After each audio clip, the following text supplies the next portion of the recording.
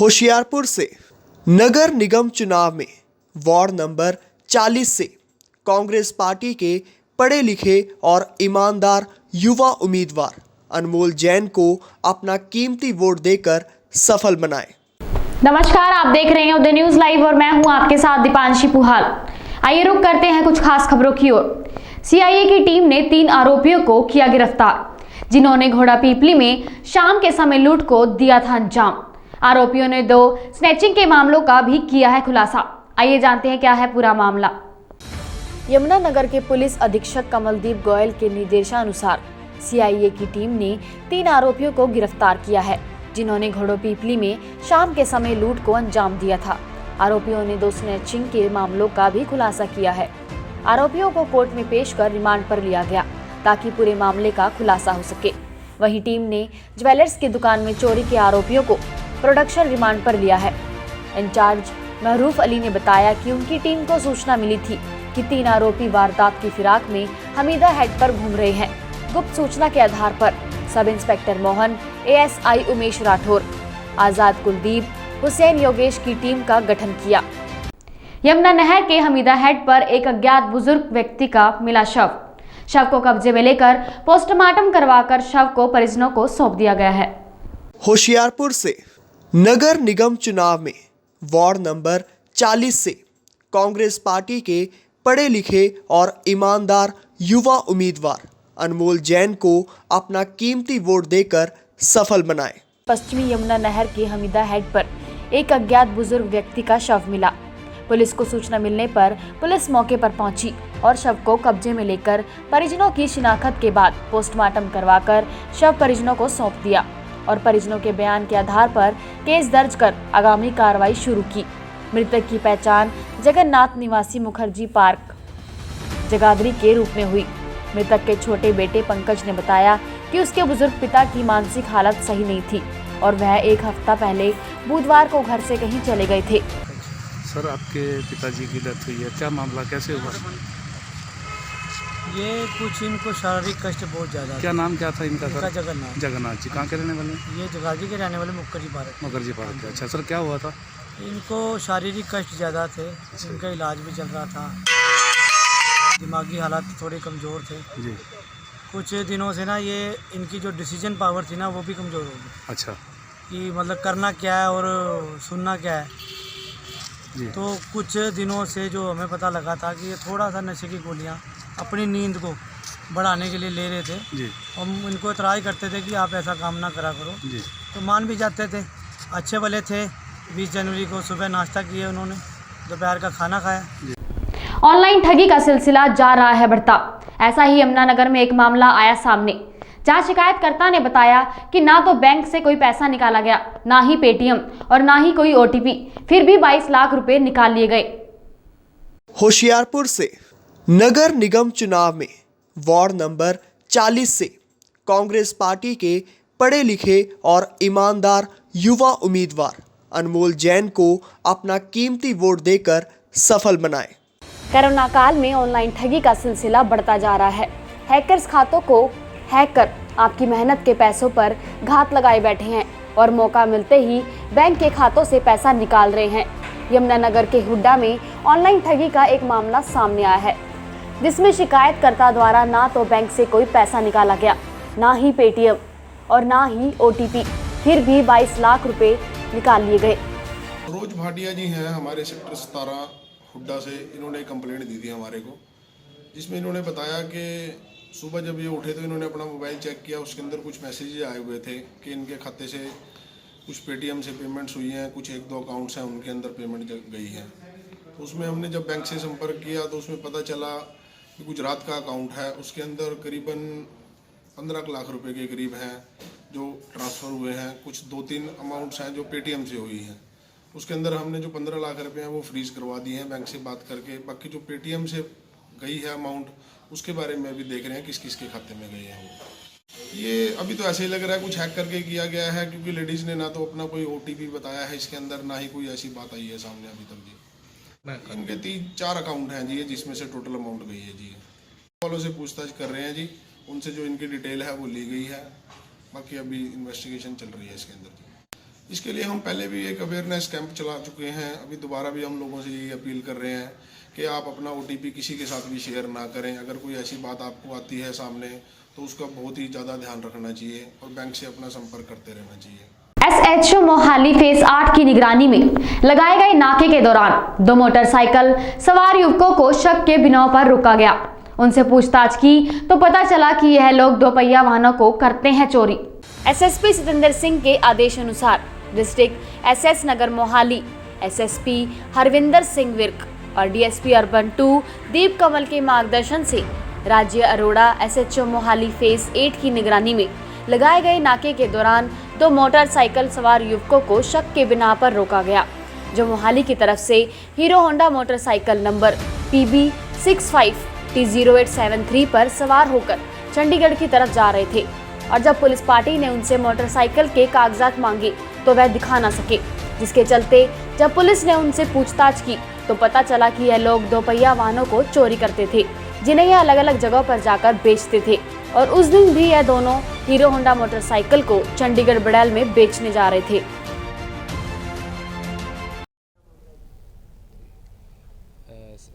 ਹੁਣ ਜਿਵੇਂ ਕਿ ਤੁਹਾਨੂੰ ਪਤਾ ਹੈ ਕਿ 26 ਜਨਵਰੀ ਦੇ ਸੰਬੰਧੀ ਇੱਥੇ ਸਿਕਿਉਰਿਟੀ ਲਈ ਮੋਹਾਲੀ ਵਿੱਚ SSP ਸਾਹਿਬ ਦੇ ਆਰਡਰਸ ਨਾਲ ਅਸੀਂ ਨਾਕਾਬੰਦੀ ਕੀਤੀ ਸੀ। ਪਿਛਲੇ 10 ਦਿਨਾਂ ਤੋਂ ਸਾਡੀ ਪੂਰੀ ਮੋਹਾਲੀ ਦੀ ਪੁਲਿਸ ਫੋਰਸ ਸਾਡੇ ਸਿਟੀ ਨੂੰ ਸਿਕਿਉਰ ਕਰਨ ਲਈ ਲੱਗੀ ਹੋਈ ਸੀ, ਤਾਂ ਉਸ ਵਿੱਚ ਸਾਨੂੰ ਕਈ ਕਾਮਯਾਬੀਆਂ ਮਿਲੀਆਂ, ਜਿਸ ਵਿੱਚ ਇਹ ਅੱਜ ਅਸੀਂ ਇੱਕ ਜਿਹੜਾ ਇਹ ਚੋਰ ਮੋਟਰਸਾਈਕਲ ਚੋਰ ਗੈਂਗ ਜਿਹੜਾ ਪੂਰੇ ਟਰਾਈ ਸਿਟੀ 'ਚ ਨੋਟੋਰੀਅਸ ਸੀਗਾ, ਉਸ ਨੂੰ ਅਸੀਂ ਫੜਿਆ। ਤੇ ਇਸ ਵਿੱਚ ਸਾਡੇ SHO ਫੇਜ਼ 8 ਜੇਸ਼ ਜੀ ਤੇ ਭੁਪਿੰਦਰ ASI ਜੋ ਇਸ ਕੇਸ ਦੇ IO ਨੇ, ਇਹ ਸਾਡੇ ਨਾਲ ਬੈਠੇ ਨੇ, ਜਿਨ੍ਹਾਂ ਨੇ ਸਾਰੇ ਕੇਸ 'ਚ ਮਿਹਨਤ ਕੀਤੀ ਹੈ। ਤੇ ਸਾਡੇ SSP ਸਾਹਿਬ ਦੇ ਦਿਸ਼ਾ ਨਿਰਦੇਸ਼ਾਂ ਅਨੁਸਾਰ ਹੁਣੇ ਪ੍ਰੈਸ ਕਾਨਫਰੰਸ ਵੀ ਸਾਡੇ SHO ਸਾਹਿਬ ਕਰਨਗੇ, ਤਾਂ SHO ਸਾਹਿਬ ਬਰੀਫ ਕਰੋ। ਸਰ ਸਾਡੇ ਰਿਸਪੈਕਟਡ SSP ਸਰ ਸ਼੍ਰੀ ਸਤਿੰਦਰ ਸਿੰਘ, SP ਸਿਟੀ ਸਾਡੇ ਔਰ DSP ਸ਼੍ਰੀ ਦੀਪ ਕਮਲ ਜੀ, ਇਹਨਾਂ ਦੀ ਰਹਿਨੁਮਾਈ ਹੇਠ ਅਸੀਂ ਇੱਕ ਚੋਰ ਗੈਂਗ ਨੂੰ, ਜਿਹੜੇ 2 ਵੀਲਰ ਚੋਰ ਗੈਂਗ ਸੀ ਬੇਸਿਕਲੀ, ਜਿਹੜਾ ਟਰਾਈ ਸਿਟੀ ਦੇ ਅੰਦਰ ਬਹੁਤ ਐਕਟਿਵ ਸੀਗਾ, ਸੋ ਇਹਨਾਂ ਨੂੰ ਐਪਰੀਹੈਂਡ ਕਰਨ 'ਚ ਇੱਕ ਕੋਸ਼ਿਸ਼ ਸੀ ਸਾਡੀ, ਜਿਹਨਾਂ ਨੂੰ ਅਸੀਂ ਕਾਮਯਾਬ ਹੋਏ ਹਾਂ, ਇਹਨਾਂ ਨੂੰ ਅਸੀਂ ਅਰੈਸਟ ਕੀਤਾ ਹੈਗਾ। ਬੇਸਿਕਲੀ ਇੱਕ 5 ਲੜਕਿਆਂ ਦਾ, ਜੋ 23 ਤੋਂ 30 ਸਾਲ ਦੀ ਉਮਰ ਵਿੱਚ ਹੈ, 5 ਲੜਕਿਆਂ ਦਾ ਇੱਕ ਪੂਰਾ ਗੈਂਗ ਸੀਗਾ, ਜੋ ਪੰਚਕੂਲਾ, ਚੰਡੀਗੜ੍ਹ, ਮੋਹਾਲੀ, ਇਹਦੇ ਲਾਗੇ ਸ਼ਾਗੇ ਜਿੰਨੇ ਪਿੰਡ ਸੀਗੇ, ਟਰਾਈ ਸਿਟੀ ਸੀਗੇ, ਇਹਨਾਂ ਵਿੱਚੋਂ ਜਿਹੜੇ 2 ਵੀਲਰਸ ਜਿਹੜੇ ਹੈ ਚੋਰੀ ਕਰਕੇ ਤੇ ਪੰਜਾਬ ਦੇ ਅਲੱਗ-ਅਲੱਗ ਜ਼ਿਲ੍ਹਿਆਂ ਵਿੱਚ ਜਾ ਕੇ ਇਹਨਾਂ ਨੂੰ ਵੇਚਦੇ ਸੀ। ਮਿਤੀ 11/12/2020 ਨੂੰ ਇੱਕ ਕੁੰਬੜੇ ਵਿੱਚੋਂ ਬੁਲਟ ਮੋਟਰਸਾਈਕਲ ਚੋਰੀ ਹੋਇਆ ਸੀ, ਜਿਸ ਦੇ ਸੰਬੰਧ ਵਿੱਚ ਅਸੀਂ ਇੱਕ ਕੇਸ ਰਜਿਸਟਰ FIR ਰਜਿਸਟਰ ਕੀਤੀ ਸੀਗੀ। ਉਸੇ FIR ਦੇ ਅੰਦਰ ਸਾਨੂੰ ਜਦੋਂ ਮਿਤੀ 22 ਤਰੀਕ ਨੂੰ ਅਸੀਂ ਜਦੋਂ ਨਾਕਾ ਲਗਾ ਕੇ ਬੈਠੇ ਸੀਗੇ, ਸਾਨੂੰ 2 ਮੁੰਡੇ ਇੱਕ ਮੋਟਰਸਾਈਕਲ 'ਤੇ ਜਾ ਰਹੇ ਸੀਗੇ। ਸਾਨੂੰ ਸ਼ੱਕ ਹੋਇਆ, ਸਾਡੇ ASI ਭੁਪਿੰਦਰ ਸਿੰਘ ਜੀ ਨਾਕਾ ਲਗਾ ਕੇ ਖੜੇ ਸੀ, ਸਾਨੂੰ ਸ਼ੱਕ ਹੋਇਆ ਵੀ ਸ਼ਾਇਦ ਇਹ ਕਿਤੇ ਗਲਤ ਅਨਸਰ ਹਨ। ਜਦੋਂ ਰੋਕ ਕੇ ਉਹਨੂੰ ਚੈੱਕ ਕੀਤਾ ਗਿਆ ਤਾਂ ਉਹਨਾਂ ਕੋਲੋਂ ਉਸ ਬਾਈਕ ਦੇ ਕਾਗਜ਼ ਪੁੱਛੇ ਗਏ, ਜੋ ਕਿ ਘਬਰਾ ਗਏ, ਜੋ ਕਿ ਆਪਣੀ ਉਸ ਬਾਈਕ ਉੱਤੇ ਆਪਣੀ ਮਾਲਕੀਅਤ ਸਾਬਿਤ ਨਾ ਕਰ ਸਕੇ। ਜਦੋਂ ਉਹਨਾਂ ਨੂੰ ਥੋੜ੍ਹੀ ਜਿਹੀ ਉੱਥੇ ਨਾਕੇ 'ਤੇ ਪੁੱਛਗਿੱਛ ਕੀਤੀ ਗਈ ਤਾਂ ਉਹਨਾਂ ਨੇ ਮੰਨਿਆ ਕਿ ਜਿਹੜਾ ਇਹ ਮੋਟਰਸਾਈਕਲ ਹੈ ਕਿ ਅਸੀਂ ਪਿੰਡ ਕੁੰਬੜੇ ਵਿੱਚੋਂ ਚੋਰੀ ਕਰਕੇ ਅਸੀਂ ਚੰਡੀਗੜ੍ਹ ਦੇ ਬੁੜੇਲ ਵੱਲ ਵੇਚਣ ਜਾ ਰਹੇ ਸੀਗੇ। ਸੋ ਉਹਨਾਂ ਦੇ ਉਸੇ ਦਰਮਿਆਨ ਥਾਣੇ ਜਾ ਕੇ ਜਦੋਂ ਉਹਨਾਂ ਨੂੰ ਪੁੱਛਗਿੱਛ ਕੀਤੀ ਗਈ, ਉਹਨਾਂ ਦਾ ਫਰਦਰ ਅਸੀਂ ਕੋਰਟ 'ਚ ਪੇਸ਼ ਕਰਕੇ ਉਹਨਾਂ ਦਾ 3 ਦਿਨ ਦਾ ਰਿਮਾਂਡ ਲਿਆ। ਉਹਨਾਂ ਨੇ ਦੱਸਿਆ ਕਿ ਸਾਡਾ ਜਿਹੜਾ ਪੂਰਾ ਇੱਕ ਗੈਂਗ ਐਕਟਿਵ ਸੀ, ਜਿਸ ਦਾ ਇੱਕ ਚੀਫ ਸੀਗਾ ਬਿਆਨ ਸਿੰਘ ਉਰਫ ਹੈਪੀ, ਜੋ ਕਿ ਮਾਨਸੇ ਦਾ, ਜੋ ਕਿ ਕੁੰਬੜੇ ਵਿੱਚ ਆ ਕੇ ਤੇ PG ਦੇ ਵਿੱਚ ਰਹਿੰਦਾ ਸੀਗਾ, ਐਡਵੋਕੇਟ PG ਦੇ ਅੰਦਰ ਰਹਿੰਦਾ ਸੀਗਾ। ਸੋ ਉਹਦੇ ਨਾਲ ਇੱਕ ਸੰਗਾ ਲੜਕਾ ਹੋਰ ਸੀਗਾ, ਜਿਹੜੇ ਇਹ ਪਹਿਲੇ 4 ਲੋਕ ਸੀਗੇ। ਫਿਰ ਸੰਗੇ ਨੇ ਇੱਕ ਲੜਕਾ ਹੈਗਾ ਜਗਦੀਸ਼, ਜਿਹੜਾ ਇਹਨਾਂ ਨਾਲ ਮਿਲਾਇਆ ਸੀ ਕੁਝ ਦਿਨ ਪਹਿਲੇ ਹੀ, ਜੋ ਕਿ ਇਹਦੇ ਟੋਟਲ 5 ਮੈਂਬਰ ਹੋ ਗਏ ਸੀ। ਸੋ ਇਹ ਸਾਰੇ ਚੋਰੀ ਕਰਕੇ ਇਹਨਾਂ ਨੂੰ, ਜਿਹੜੇ ਬਿਆਨ ਸਿੰਘ ਨੂੰ ਇਹ ਵਹੀਕਲ ਦੇ ਦਿੰਦੇ ਸੀ। ਬਿਆਨ ਸਿੰਘ ਜਿਹੜਾ ਸੀਗਾ, ਇਹ ਸਾਰੇ ਮਿਲ ਕੇ ਇਸ ਜਿਹੜਾ ਸਾਡਾ ਫੇਸ 8 ਦਾ ਬੱਸ ਸਟੈਂਡ ਹੈ, ਕੁੰਬੜੇ ਦੀ ਜਿਹੜੀ ਪਾਰਕਿੰਗ ਹੈ, ਇਹਦੇ ਲਾਗੇ ਸ਼ਾਗੇ ਵਹੀਕਲ ਪਹਿਲੇ 2-4-5 ਦਿਨ ਖੜਾ ਦਿੰਦੇ ਸੀਗੇ। ਦੈਨ ਆਫਟਰ ਦੈਟ ਉੱਥੋਂ ਦੇਖਦੇ ਸੀ ਕਿ ਜਦੋਂ ਰੋਲਾ ਨਹੀਂ ਇਹਨਾਂ ਪੈ ਰਿਹਾ ਤਾਂ ਫਿਰ ਚੱਕ ਕੇ ਉਹਨੂੰ ਅੱਗੋਂ ਵੇਚ ਦਿੰਦੇ ਸੀ। ਸੋ ਅਸੀਂ ਇਹਨਾਂ ਵਿੱਚੋਂ ਜਿਹੜੇ ਟੋਟਲ 5 ਦੋਸ਼ੀ ਸੀਗੇ, ਇਹਨਾਂ ਵਿੱਚੋਂ 3 ਦੋਸ਼ੀਆਂ ਨੂੰ ਅਸੀਂ ਅਰੈਸਟ ਕਰ ਲਿਆ। ਇਹਨਾਂ ਵਿੱਚੋਂ 2 ਦੋਸ਼ੀ ਰਹਿ ਗਏ ਹਨ, ਜਿਹੜਾ ਦਾ ਨਾਮ ਇੱਕ ਹੈਗਾ ਬਿਆਨ ਸਿੰਘ ਉਰਫ ਹੈਪੀ ਤੇ ਇੱਕ ਪਵਨਪ੍ਰੀਤ ਸਿੰਘ। ਇਹਦੇ ਜਿਹੜੇ ਬਾਕੀ 3 ਦੋਸ਼ੀ ਅਰੈਸਟ ਕੀਤੇ ਹਨ, ਉਹ ਹੈ ਬਲਜਿੰਦਰ ਸਿੰਘ, ਜਗਸੀਰ ਸਿੰਘ ਤੇ ਜਗਦੀਪ ਸਿੰਘ। ਸੋ ਟੋਟਲ ਇਹਨਾਂ ਕੋਲ ਚੋਰੀ ਦੇ ਜਿਹੜੇ ਬਰਾਮਦ ਕੀਤੇ ਹੋਏ ਵਹੀਕਲਸ ਹਨ, ਉਹ ਟੋਟਲ 7 ਵਹੀਕਲਸ ਜਿਹੜੇ ਅਸੀਂ ਬਰਾਮਦ ਕੀਤੇ ਹੋਏ ਹਨ। ਇਹਨਾਂ ਵਿੱਚ ਐਕਟਿਵਾ ਹੈਗਾ, motorcycle Splendor, motorcycle Hero Honda, Activa scooter ਹੈ, ਐਕਟਿਵਾ ਜੁਪੀਟਰ ਹੈ, TVS ਜੁਪੀਟਰ ਸੋਰੀ। ਇਸ ਤਰ੍ਹਾਂ ਦੇ ਅਸੀਂ 7 ਜਿਹੜੇ ਇਹਨਾਂ ਕੋਲ ਜਿਹੜੇ ਬਰਾਮਦ ਕੀਤੇ ਹਨ 2 ਵੀਲਰ ਅਸੀਂ। ਸੋ ਇਹਨਾਂ ਦੀ ਅਸੀਂ ਫਰਦਰ ਹੁਣ ਪੁੱਛਗਿੱਛ ਹੋਰ ਜਾਰੀ ਹੋ ਰਹੀ ਹੈ। ਮੇ ਵੀ ਸਾਨੂੰ ਆਸ ਹੈ ਕਿ ਇਹਨਾਂ ਵਿੱਚੋਂ ਕੁਝ ਹੋਰ ਸਾਨੂੰ ਹੋਰ ਜਿਹੜੇ ਟਰਾਈ ਸਿਟੀ ਦੇ ਅੰਦਰ 2 ਵੀਲਰਸ ਚੋਰੀ ਹੋਏ ਹਨ ਉਹਨਾਂ ਦੀ ਵੀ ਜਿਹੜੀ ਹੈ ਰਿਕਵਰੀ ਹੋ ਜਾਏ।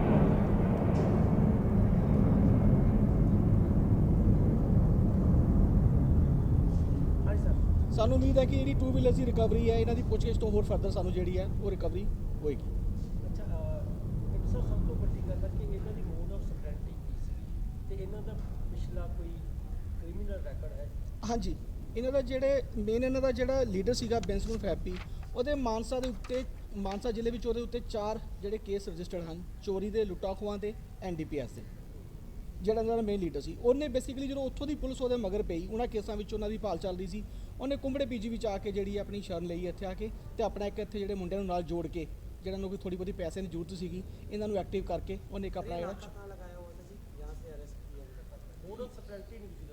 ਮੈਂ ਮੋਡਸ ਆਪਰੈਂਡੀ ਇਹਨਾਂ ਦੀ ਬੇਸਿਕਲੀ ਇਹੀ ਹੈਗੀ ਹੈ ਕਿ ਇਹ ਲੌਕ ਨੂੰ ਖੋਲ ਲੈਂਦੇ ਨੇ, ਇਹਨਾਂ ਡੁਪਲੀਕੇਟ ਚਾਬੀਆਂ ਬਣਾਈਆਂ ਹੋਈਆਂ, ਇਹ ਲੌਕ ਖੋਲ ਲੈਂਦੇ ਨੇ, ਉਸ ਤੋਂ ਬਾਅਦ ਇਹ ਉਸ ਨੂੰ ਰੇੜ ਕੇ ਇਹ ਕਿਸੇ ਇੱਕ ਸੁਨਸਾਨ ਜਗ੍ਹਾ ਤੇ ਲਾ ਦਿੰਦੇ ਨੇ।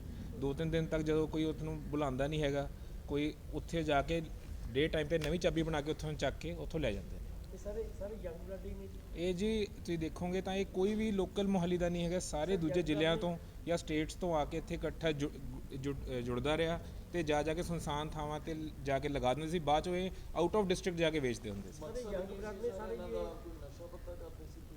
ਉਹ ਅਜੇ ਫਰਦਰ ਇਨਵੈਸਟੀਗੇਸ਼ਨਸ ਪਤਾ ਚੱਲੂਗਾ, ਪਰ ਫਿਲਹਾਲ ਇਹਨਾਂ ਦੇ ਕੋਲ ਅਸੀਂ ਚੰਗੀ ਮਾਤਰਾ 7 ਮੋਟਰਸਾਈਕਲ ਬਰਾਮਦ ਹੋਏ ਤੇ ਇਹਨਾਂ ਚੋਂ ਇਹੀ ਹੈਰਾਨੀ ਦੀ ਗੱਲ ਹੈ ਸਾਰੇ ਇੱਥੇ ਜੁੜਦੇ ਰਹੇ। ਇੱਕ ਬਾਹਰੋਂ ਆਊਟ ਆਫ ਸਟੇਟ ਵੀ ਇਹਨਾਂ ਦੇ ਨਾਲ ਇੱਕ ਇਹਨਾਂ ਦਾ ਕੰਪਲੇਸ ਹੈ ਗੁਜਰਾਤ ਦਾ, ਤੇ ਕੋਈ ਫਰੀਦਕੋਟ, ਕੋਈ ਫਿਰੋਜ਼ਪੁਰ, ਕੋਈ ਮਾਨਸੇ ਦੇ ਹੈਗੇ ਨੇ।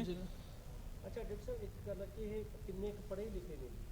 ਇਹਨਾਂ ਚੋਂ ਬੇਸਿਕਲੀ ਤਾਂ ਸਾਰੇ ਕੋਈ ਸਕੂਲ ਕੇ ਹੈ ਨਹੀਂ, 8ਵੀਂ ਪਾਸ ਹੀ ਨੇ ਸਾਰੇ, ਕੋਈ ਨਾਟ ਰੀਅਲੀ।